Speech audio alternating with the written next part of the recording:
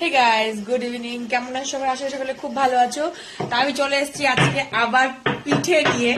আজকে অনেকদিন ধরে পিঠে বানাবো করে না বানানো হচ্ছে। দাদা ভাইকে সেই সংক্রান্তিতে করে খাইয়েছি, তারপরে করে খাওয়াবো করে আর খাওয়ানো হয়নি। বেচারা কবে থেকে আমাকে বলছে পিঠে কবে বানিয়ে খাওয়াবে। আর একজনকে দেখো, এই যে ডেকচির ওপর উঠে কি দুষ্টামিটা আমার সঙ্গে শুরু করেছে না, যে চিন্তার বাইরে। ওকে নিয়ে এই যে আমি পিঠে বানিয়েছি, আমার মানে মানে কি যে কপাল, মানে কি বলবো এই বাচ্চাকে নিয়ে। তো আজকে কি কি পিঠে তোমার সাথে শেয়ার করি। এই দেখো, এটা বানিয়েছে হচ্ছে আশকা পিঠে। অনেকে চিতই পিঠে বলে থাকো তোমরা। এটা দুধেও খাওয়া যায়, আবার এমনি নলের গুড় খেজুর গুড় দিয়েও ডুবিয়ে খাওয়া যায়। তো এটা এমনি খাবো, তার জন্য রেখেছি।